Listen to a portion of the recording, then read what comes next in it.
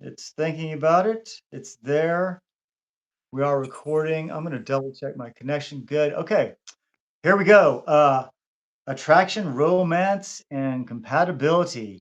Not always the same thing. That's the number one takeaway right there.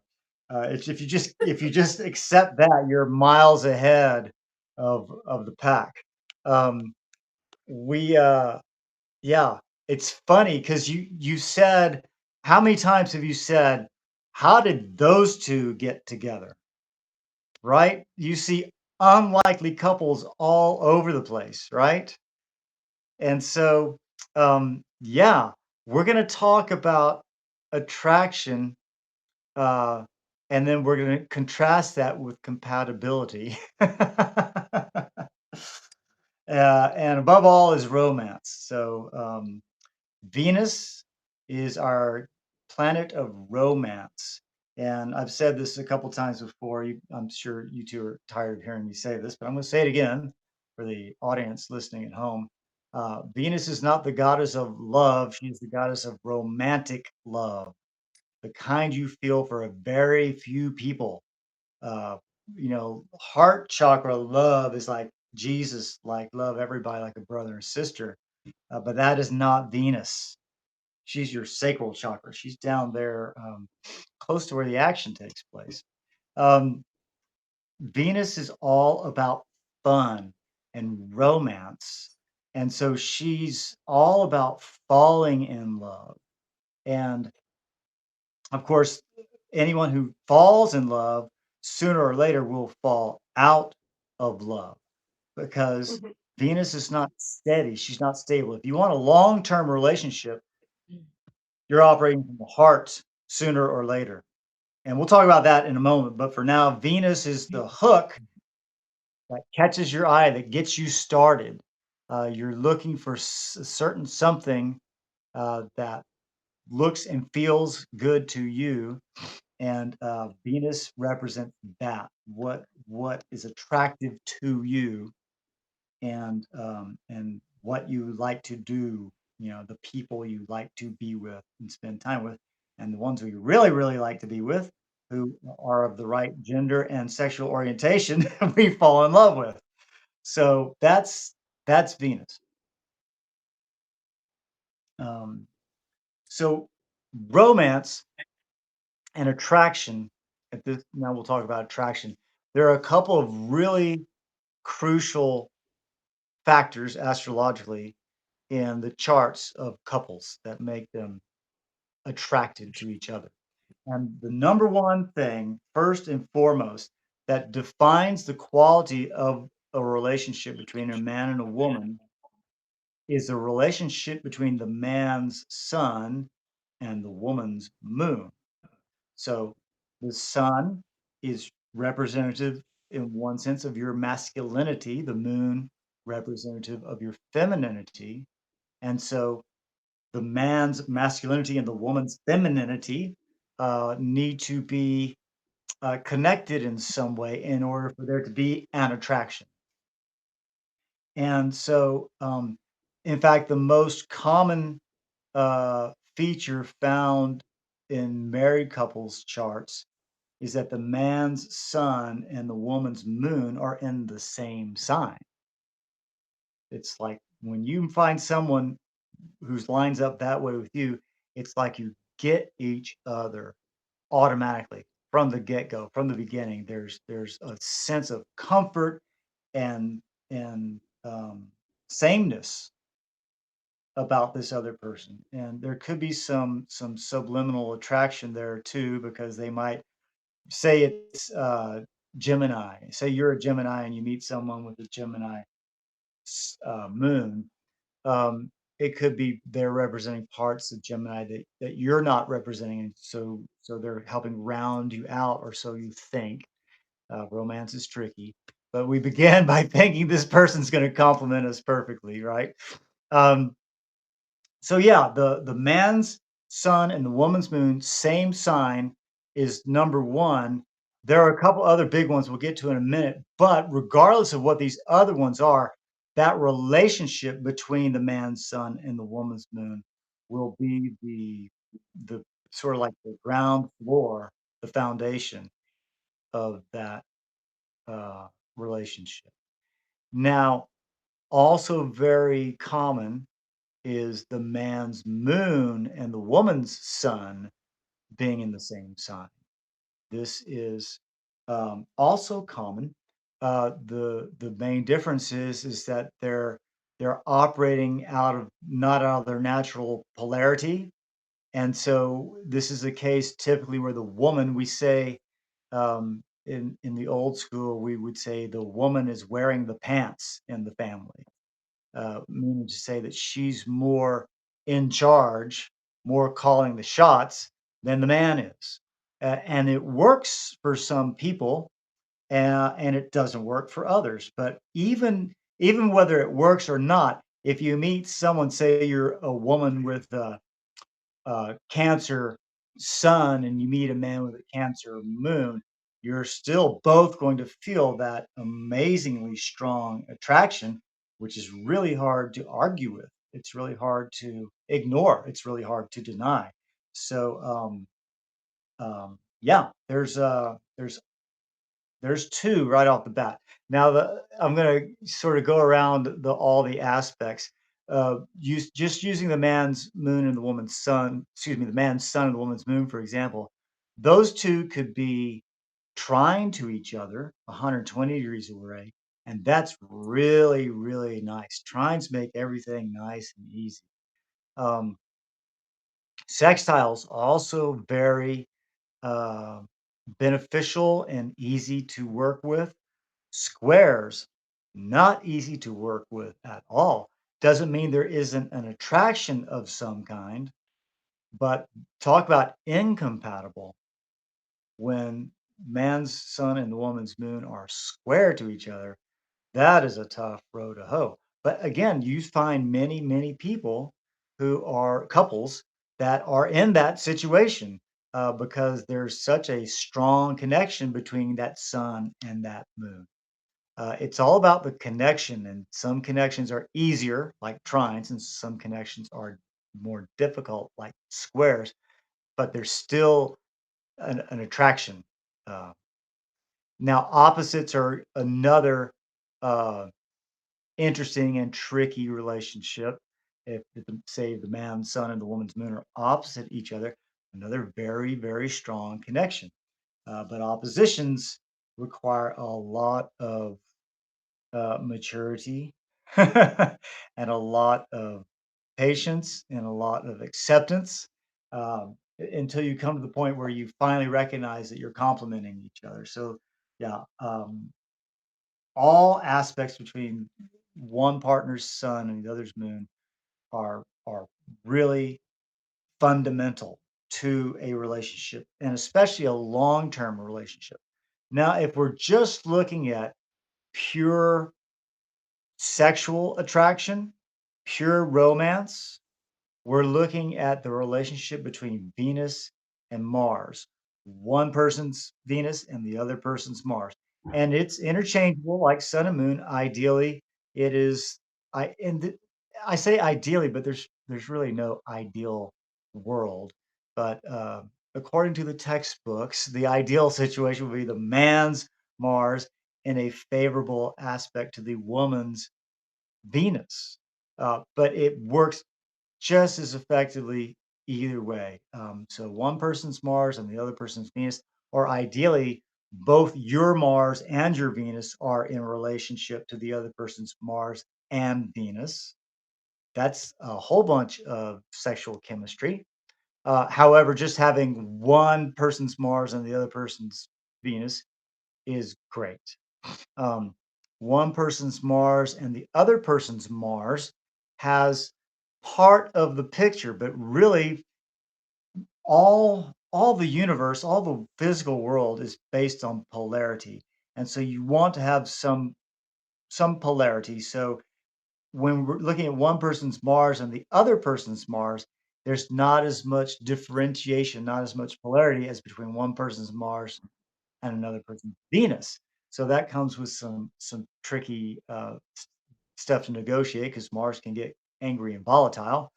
Um, two people's Venuses in relationship to each other is much more easy to manage, and equally, if not more so, attractive. Um, but again, you ideally you're going to find some Mars connecting with someone else's Venus, or vice versa. Your Venus and their Mars. Um, those are so that's sort of like the next tier. Oh, looks like we just got joined by Alexis. Welcome, Alexis. Glad you could join us. Hello. I'm late. I thought it was gonna be early, but I'm glad to be here. Cool. Well, I'm glad you're here too. We were just getting going, and we're talking about relationships between one partner's sun and the other partner's moon, and then we moved on to the relationship between one partner's Mars and the other person's Venus. And so the next element I'm going to throw in there, and this is one that doesn't get often discussed, is Mercury. Mercury is like the most overlooked planet, but Mercury is your mind. And so you think about this person that you're head over heels in love with, or smitten with, or deep in lust with, because they have all these, say, Martian and Venusian qualities. But if your Mercuries are not on the same page, the next morning you're not going to have anything to talk about. It's going to be really awkward. So if you're looking for just a one night stand, fine, but if you want something that's going to last more than a day, Mercury's got to be in the picture. And I think I've heard more than a few women say that the most of a lot of the love making happens up here in the mind. Correct me if I'm wrong, Cynthia or Jill or Al- is it Alexis? Yeah. Um, whereas men are much more easy to just ignore that and focus on the physical. But yeah, um, the mental connection is really really important. And there's this really funny scene in Star Trek. In one of these episodes, there's a guy on the ship, Commander Riker, and he's like the ladies' man of the ship, and he's the sexiest guy on the crew, and he's the lady killer. And there's some aliens that they're taking on a trip somewhere on the ship, and and the aliens are non-binary. Um, they've decided to just be, asexual and not identify as man or woman. Um, and so this one alien is talking with Commander Riker about what he looks for in a woman, because this alien wants to understand what it's like. And he said, "Well, I like a woman who's smart. You know, I like a woman who looks good, but the most important thing, she has to laugh at my jokes." And it sounds funny, but it's so true. If you can't connect with someone on that level, whoo, how long do you think it's gonna last? Have you ever had that experience? Any of you? Yeah, just, like, laughing a lot together? Or being attracted to someone, but you can't connect on that level and thinking, "Oh god, this is not gonna work." Yeah, For sure. Never? Yeah. yeah. Yes. Yeah, so the like I said, the physical stuff is more like the Venus and the Mars, and the like sort of warm-hearted, feels good to be around you is the sun and the moon. Uh, and then the Mercury is that, can we talk? Can we understand each other? Do we get each other? So you're really ideally you're connecting on all three of those levels, but not always. And as we've all experienced. And then another feature that is really important and usually overlooked in by a lot of astrologers. It's certainly a lot of like the websites and apps that you see online, because they're probably mainly focused on Venus and Mars. But if you don't have a connection with Saturn, there is no long-term relationship going to happen. And everyone likes to ignore Saturn and say Saturn's hard and Saturn's bad, and I wish I didn't have to deal with it, but we all have Saturn. We all do have to deal with it. And it's not all bad. It's just not easy. But like I said, if you don't have a Saturn connection in your charts, there's no way it's going to last for very long. Saturn, amongst other things, represents time and the mastery of things over time. So, and then while we're on the subject of Saturn, here's another tricky part that I've only seen listed on one astrological website, but I have lived this experience, so I will vouch for it. And that is when one person's Saturn is square to the other person's Jupiter, because Jupiter represents your sense of growth and opportunity and expansion, and Saturn represents restriction and keeping things boxed in and safe and predictable. And so you can see where those two are, they're basically energetic opposites of each other. So if those two in one person's chart, the Saturn and the other person's Jupiter, are in a conflicted relationship, the Jupiter person is going to feel like this Saturn person is always holding them back. And the Saturn person is going to think that the Jupiter person is taking too many risks. And that's a hard one to live through. I married one of those. Um, so yeah, firsthand experience. Um, so yeah, so you notice that for the most part, we've looked at polarities, Sun and Moon in good relationship, Venus and Mars, good relationship, Saturn and Jupiter in good relationship. And of course, Mercury is actually hermetic or androgynous, so he doesn't have to have an opposite. He's his own opposite.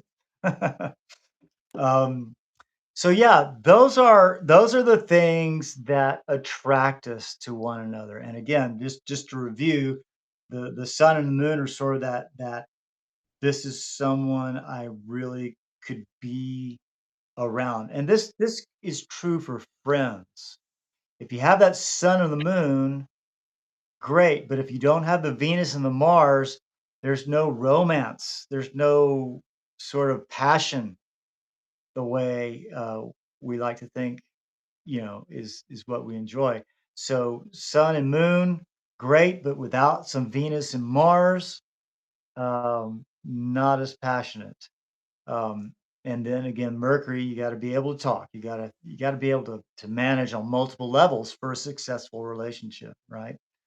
Um, and then for that long term, Saturn got to be involved, and you want to make sure Saturn and Jupiter are able to deal with each other to keep everyone happy. So yeah, I do this when I'm looking like when I'm doing couples readings. I have one person's chart here, one person's chart there, and I'm seeing, oh right, your Saturn is connected to their Sun. Oh, that's nice. Or your Venus is trine to their Mars. Oh, that's really great. So we look at all the different connections like that in the chart.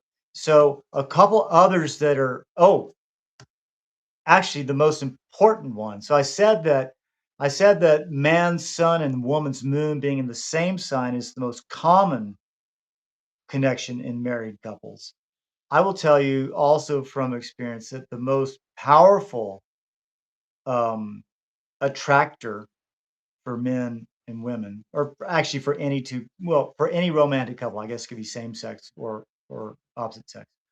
Um, the strongest attractor is when your ascendants are opposite each other, because the ascendant represents self and the opposite of that is your descendant, what you're looking for in a partner. So if their ascendant is over here and you're on your descendant, and reverse it around, and your ascendant is over there in the house of their descendant, that's super, super strong connection. Um, Not everyone gets that. Uh, but it's interesting to sort of break down how this works. Remember, I said polarity is an important ingredient in relationship, and I've had another sort of like marriage counselor or couples counselor explain it this way. He said, "You've got to have some things in common, and you got to have some things you don't have in common." You've got to have a little bit of common ground to make it workable, but there's got to be some interest, some fascination in the other person. That's where the opposition comes through between one person's ascendant and the other person's ascendant. If they are opposites to each other, there's that, wow, you fascinate me because you're doing things completely different than the way I would do. And there's just something about that that we find attractive. Um, Suns opposite each other is very common. Moons opposite each other is also common. So I could run a whole list. I might dig up my list and post it, but just for those of you who are interested, Carl Jung, the Swiss psychologist, did the research on this almost 100 years ago. He never claimed to be an astrologer because he would have been, sort of laughed at, but he studied it and researched it all the time, and he came up with this research that showed the man's sun and the woman's moon being so strong. So back to ascendants and descendants. So the descendant in your chart, which is opposite your ascendant. So say your ascendant is Aries, your opposite is going to be Libra, and you're all fiery and abrasive and rough around the edges and instantaneous and impatient. And then over here is Libra, who's very elegant and cultured and sociable and friendly. And so um, it's like Beauty and the Beast. They're complete opposites, right? And so that's what we're looking at when we talk about people whose could be suns or moons, but we'll just stick with ascendants being opposite for now. There's that draw that it's just really hard to ignore when you meet someone whose ascendant is opposite yours. Now, I've seen other couples, I've seen a very, very few couples whose ascendant is the same. And that is not nearly as spicy. It's not nearly as romantic. It's basically two people who are on the same team. And so, unless they have some other oppositions elsewhere in their chart, there's not going to be that oomph, that pizzazz, that sexual chemistry, romantic chemistry. I'm using sexual and romantic interchangeably here. Um, but yeah, that wow, you fascinate me in a way that no one else does type feeling. So when your ascendants are trying to each other, that's nice and flowy, but it's not powerful the way an opposition is. Sextile, nice, flowy, uh, square, very, very conflicted, but there might be more romantic chemistry with a square than say with a trine.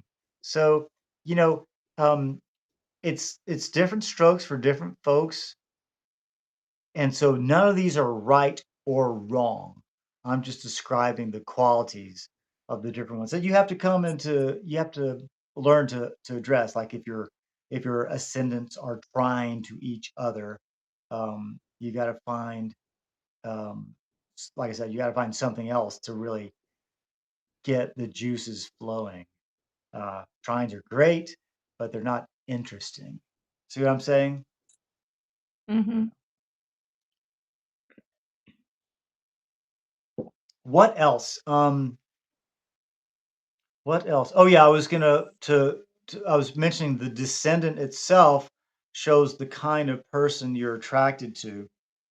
And so this is where the compatibility factor becomes an issue because um, Cynthia and Jill, I'll pull your charts up if you don't mind sharing your charts. And Alexis, if you would Mhm. like to share your birth data, I'll pull your chart up in my software here and then share it on the screen. Let's see. Cynthia.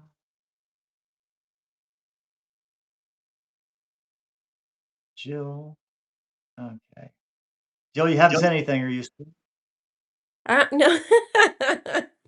No, I'm listening, racked. Okay. You don't mind if we share your chart? I don't So mind, of course. so would like a Mars opposite Venus be like more compatible or better than a Mars trine Venus? Like Well, a more Mars chemistry? trine Venus would be more compatible. A Mars opposite Venus would be more sexy Oh, because of the opposition. okay. Yeah. But there is so one person's Mars and the other person's Venus being in relationship to each other like a trine is more sexy than one person's Venus and the other person's Venus being in a trine because it's not as much polarity, right? We want to divide Right. masculine from feminine, Mars from Venus. Um, so Venus is opposite each other. Is it's got some degree of polarity, but not as much as Mars opposite Venus. Got it. So okay, let's get to the screen share, and we will. I shared my Um, birth details in the chat. all right, thank you, Alexis. You're We'll welcome. that. Oh, wait a second. I hit the wrong button. One moment. Entire screen. Share. Yeah, this sort of. I'm afraid the computer's going to blow up when it does that. Okay, here we go. Okay, I'm going to start with Cynthia just because she was first. She Sure. was first, sure, and she's going to illustrate this point. Of, no, she's not going to illustrate this point. She's an example of the easy way. So let's go to Jill first. Oh, Okay. Jill's gonna show the point I was getting at is that so here she is, little Miss Libra rising, so she's mhm. attracted to Aries, right? But her sun is Virgo, and there's no common ground between Aries and Virgo, but she's attracted to them. So this fits the attraction, but it doesn't fit the compatibility. And it doesn't mean, Jill, you can't date an Aries and be successful.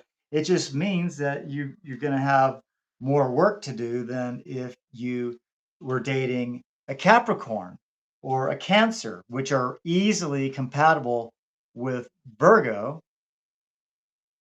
Um, but you're not as attracted to those as you are to Aries. See, it's like a you can't win. Either way you go, there's going to be something missing from this dynamic unless you were to meet someone who was a Capricorn sun with an Aries rising, and then you would have an opportunity to overcome that incompatibility. But there's still going to be that degree of incompatibility between the Aries nature and the Virgo nature. So, yeah, there's no way around that.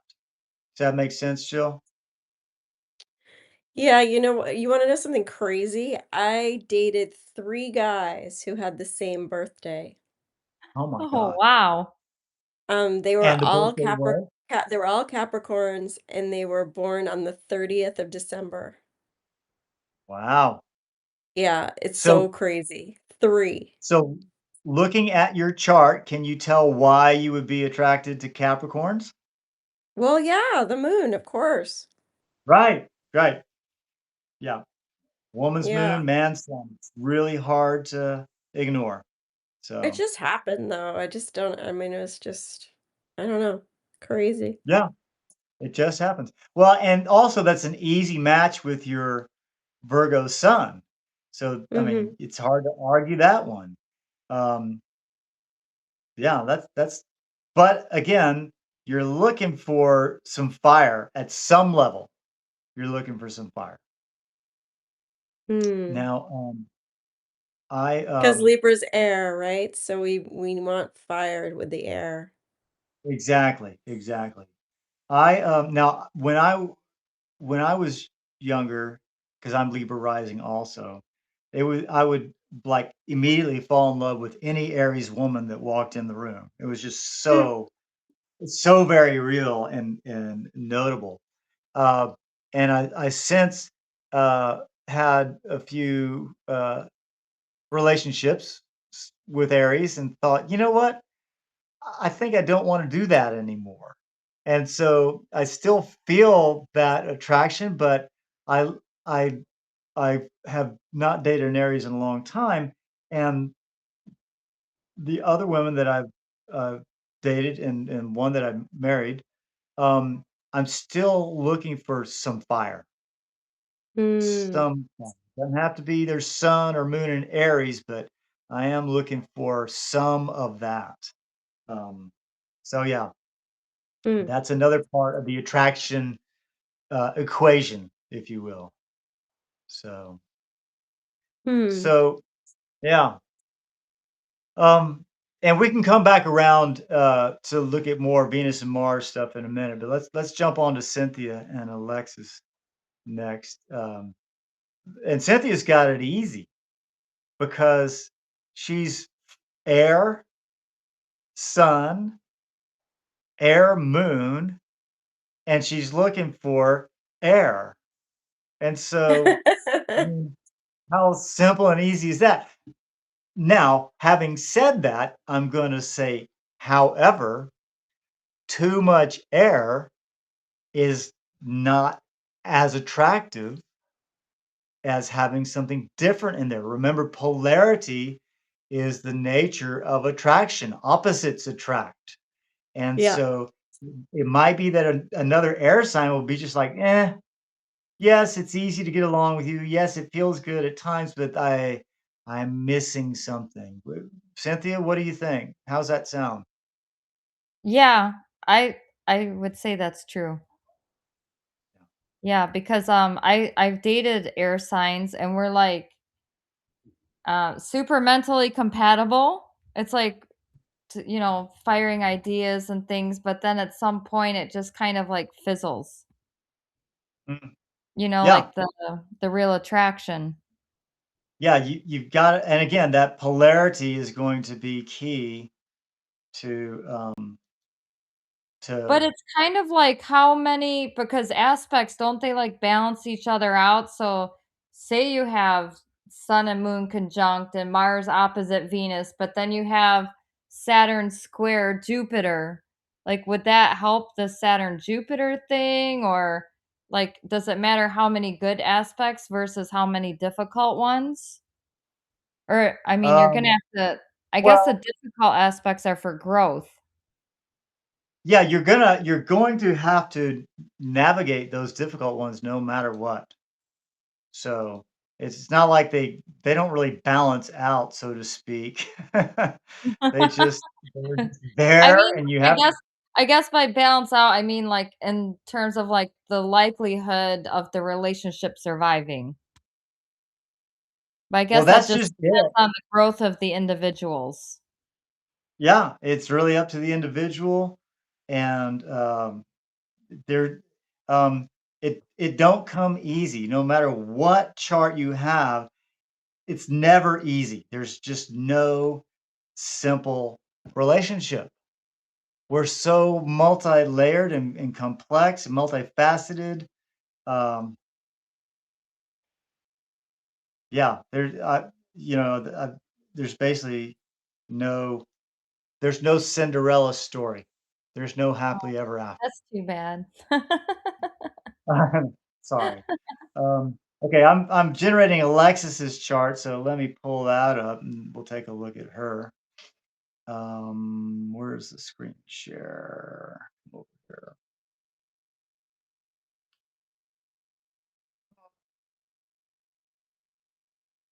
Mm,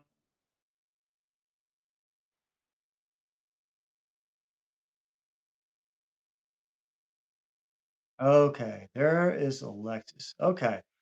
So, oh, look at that. Sun and moon in Scorpio. So, Alexis, what about Taurus? Have you had many Tauruses in your life? Um, my last ex was a Taurus. Well, actually, no, the one before that, just one Taurus. But my best friend is a Taurus.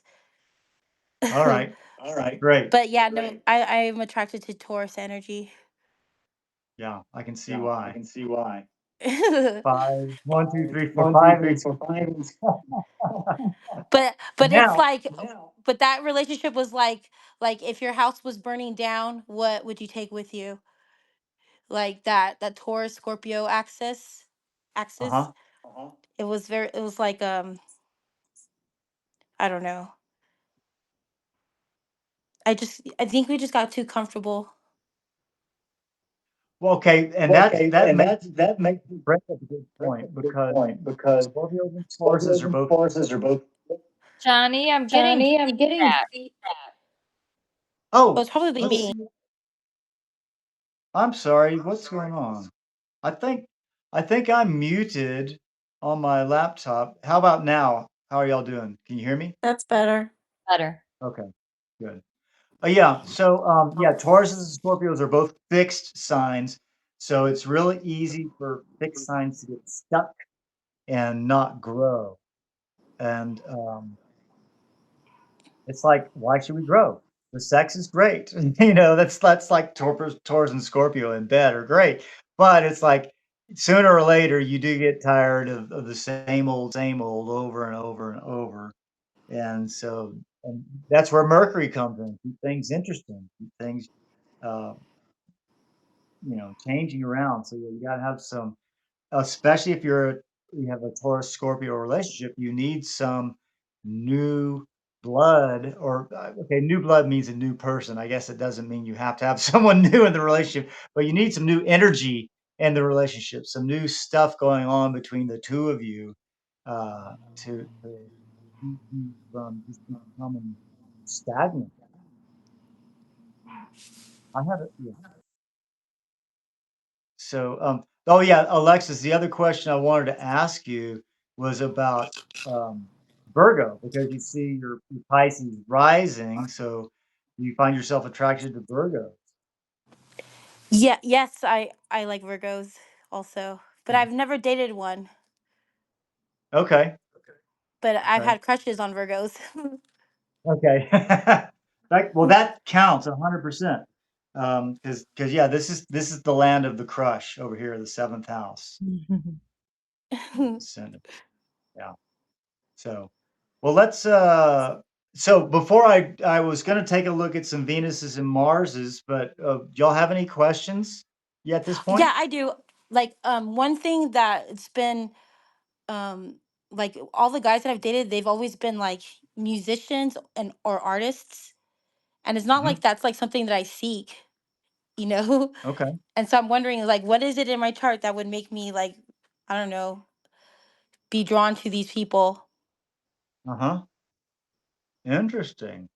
Well, um, Like there's a their couple art has things. to do with spoken word, like, mute like singing, rapping, or poetry. Okay. Okay. Um,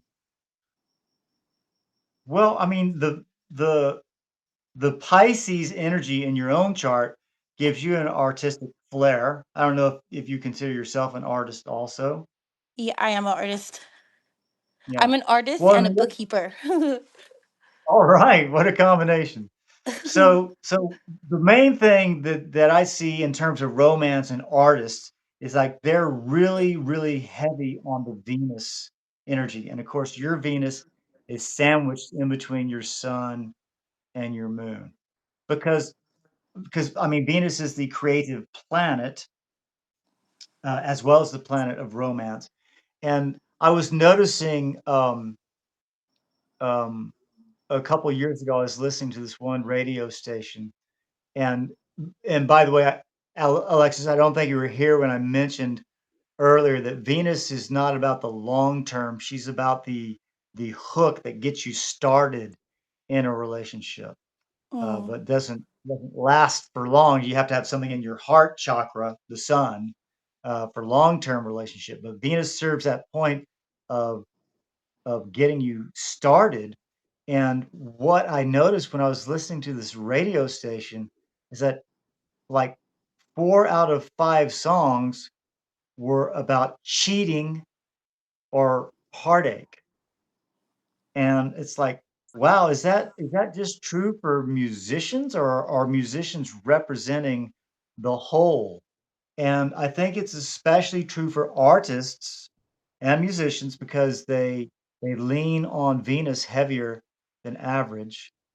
And Venus is, like I said, she's all about having fun, and so when she falls in love, everything's great, and when she falls out of love, she's out the door, and so she's never, content for very long, and like I said, if you want a long-term relationship, you look elsewhere, and it's possible, but Venus people, which I would say are artistic people, um, are the kind of people that are they're your kind of people because you have Venus right there. So I mean, it's sandwiched. It's right in the middle of all the planets you have in Scorpio, isn't it? It's Mhm. dead center. So yeah, uh, yeah, and it's also in really strong connection to your ascendant, your sense of self. There's a trine right there. So yeah, Venus is your way. So I would say you're looking for Venus in everywhere you go. Does that help answer? Yeah. Yeah, it does. Okay. Anybody else, Cynthia or Jill? Any questions before we jump into the next layer? No. No. Okay. Okay. So Cynthia, now we're going to take a look at Mars and Venus, and well, you have both of them in Scorpio. So this is where things get interesting because on the juicy romantic chemistry side of things, Venus and Mars are in a sign that's not compatible with your sun or your moon or your descendant or your ascendant. So you see how it's like, yeah, we before when we were just looking at the sun and the moon, we're saying, oh yeah, air signs would be easy, fire signs that would be easy too. But what you're looking for when you want the juice is more water or earth, and none of that's compatible with the fire and the air. So you see how things get interesting so quickly as we just go down one more level deeper in the chart. Um, Her those Mars two, is in what? both Scorpio. her Mars and her Venus are in Scorpio. Ah, okay. Yeah. So, yeah, your My Mars is in relationships, Scorpio too. is it? Sorry. Okay. We'll get there. We'll get there. Yeah. 1 second. But Cynthia, your relationships are just going to be dynamic because there's no way one person is going to be compatible on every single level. And that's true for any two people, but for you, it's like really emphasized because you're so strong in the air and the fire and the water. And Hmm. so earth earth will fit the bill for one of those, but not the other two. And fire and air will fit the bill for two of them, but not the third one. So So it's um, probably best if I find a partner that has their moon and sun incompatible, like air or fire, but then their Venus and Mars, like maybe in what? Like a okay, water yeah, you could sign or like earth Venus and sign? Mars in Capricorn or Virgo or Pisces, right? Water signs and earth signs. But I tell you what, and this is the big this is the big secret, and it should not be a secret, but no other astrologers, except for a very few, are talking about this. But there is another aspect in astrology called the quintile that nobody is looking at, except for yours truly and a few others. And the quintile is when planets are 72 degrees apart from each other. And so in that case, Cynthia, in your case, you could have, say, your Mars here at 2 degrees of Scorpio. If you go backwards 72 degrees, you've got 2 degrees of 2 degrees of Virgo is 60, and then 22 degrees of Leo, and then 20 degrees of Leo is a quintile to your Mars. So even though by element, fire, Leo, and water, Scorpio, are not compatible, the relationship between your Mars and someone with a planet at 20 degrees of Leo would be very, very magical. And yeah, so yeah, there like I said, there's just layer after layer after layer in astrology, and we could be here all night, just looking at your chart and never get to the bottom of it. Yeah, but yes, it is possible to find someone that is a good match with your Scorpio placements.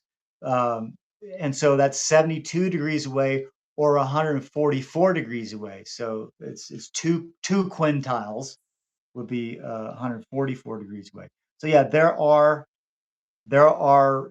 um, better options if you're going to look at all of astrology. 99 out of 100 astrologers just look at squares and trines and sextiles and oppositions and conjunctions, and they're missing out on the quintile, the magic. Okay, Jill, Yeah. there's your Mars in Scorpio. There we go. Venus in Libra. So again, those are two signs that are not compatible with each other. So you might same as with Cynthia, you might find someone with a quintile, like in this case, 21 Libra quintile is no, that's not going to work. Let's say 10 degrees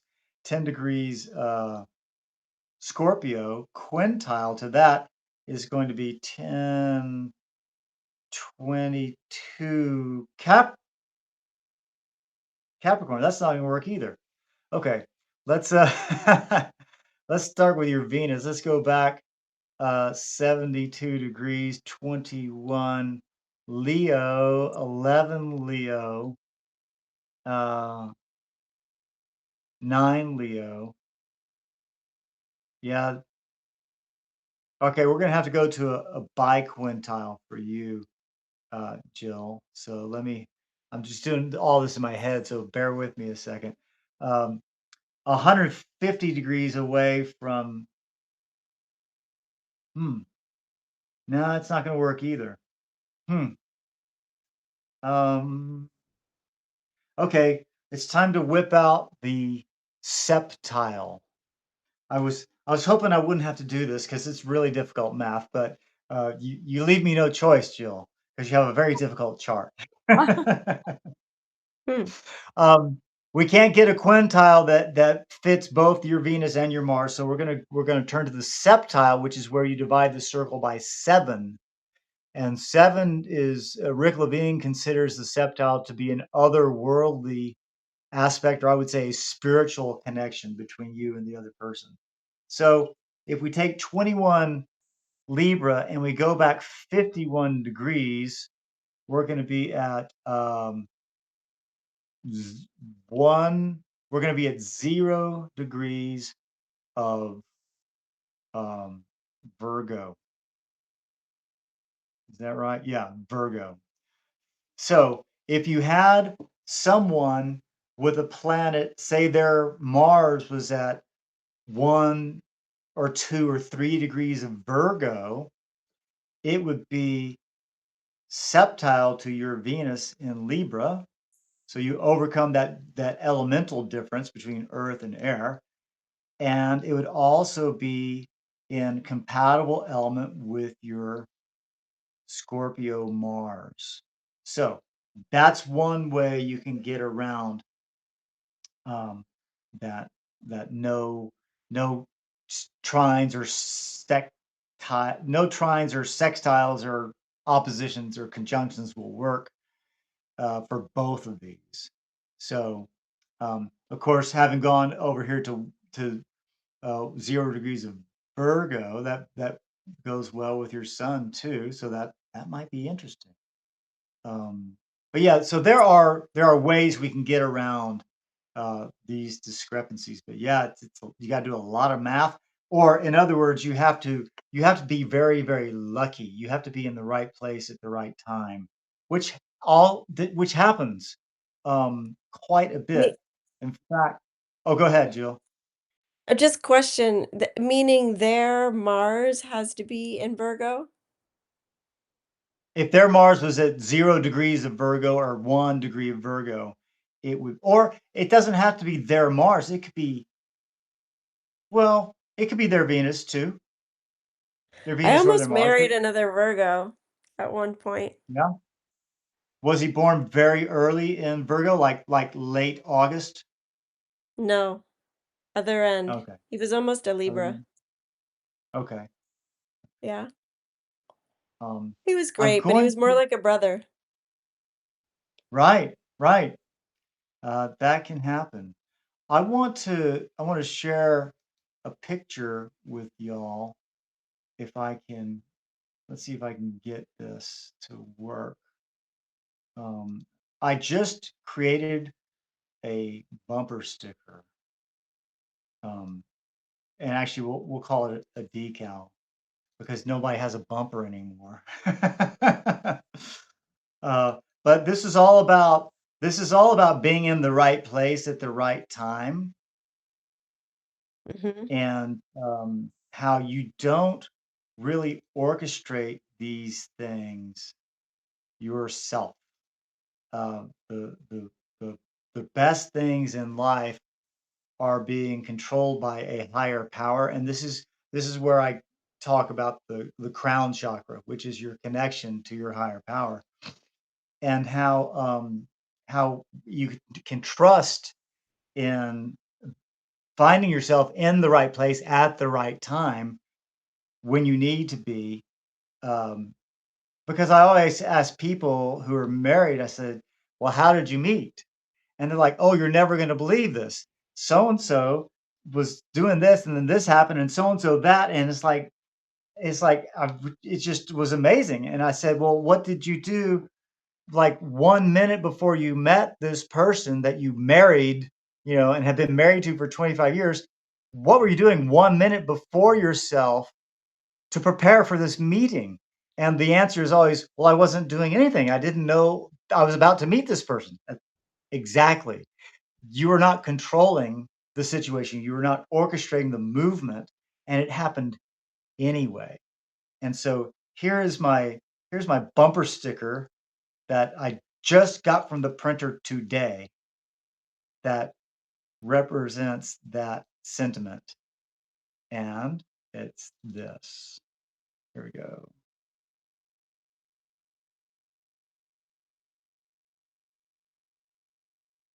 That's great. Love it. Yeah. Yeah. Alexis, I don't know if you recognize this work of art or not. Is she still here? Yeah, I do. Okay. Yeah, I don't know if you recognize this or not, but is this on the ceiling of the Sistine Chapel? Yeah. Yes. Or no? Is it? Yeah, so this is a painting by Michelangelo, and this is God giving life to Adam. This is called the creation of Adam. But yeah, so this is the higher power connecting with the human to I'll take care of this. You can't make this up. You can't make this up. You couldn't write this, and yet it happened anyway. So that's what that sticker. They'll be for sale very soon. Um, anyway, so yeah, romance, very interesting, very tricky. It seems the odds of you finding just the right person who matches all of that different things in your chart, well, the odds are literally astronomical, right? And yet people do run into the right person one day. It happens all the time. And so it can and does happen. So yeah, I've thought about doing astrological dating service, which would be fun, but I still am not going to be able to account for that unknowable quality that plays in. I mean, I think I can see that in charts. Actually, I can. I'm not gonna tell you what it is because it's a secret. But, but yeah, there are still a few things that I don't know, believe it or not. And so, I won't profess to know everything. So, um, Alexis, we can take a quick look at um, your chart again. Okay. Yeah. So Let's I feel see. like my relationships are like I'm like the gate of transformation. I transform them into like the partners that they need to be for their next partner. Wow. Well, that's totally fitting for a Scorpio well, you're like super Scorpio. You're like the Scorpio. I mean, because Yeah, I your love sign's all Scorpio. about chemistry, right? Yeah. Well, yeah, this is interesting because your Mars,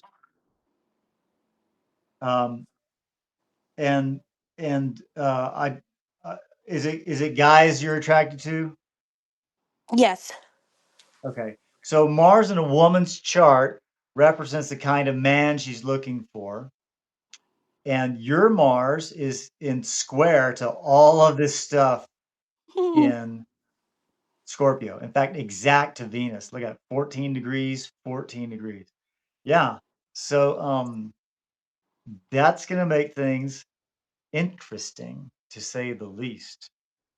Um, and because your Venus and your Mars are square, um, you're going to you'll tend to duplicate that in the people you meet. So have you ever dated Leos or Aquariuses? I dated a Leo, but I mean I don't really I just know that he was a Leo sun. And no Aquariuses. Okay. Um, yeah, this is tricky. It's like everything you have this kite formation, which is a bunch of energy that really flows together nice and easy. But the big one, that big old square, Mars is squaring one, two, three, four planets. Yeah. Um, so yeah, I think you might have a interesting love life.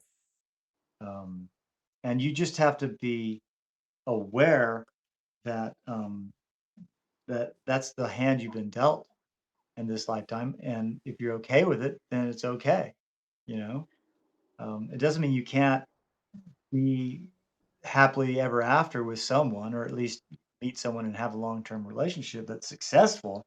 It just means there's a lot of friction in you, and so there's no one person that's going to be able to um, manage all that friction. So whatever you do, there's going to be whoever you're in relationship with, there's going to be work to be done, a good amount of work to be done, I would say.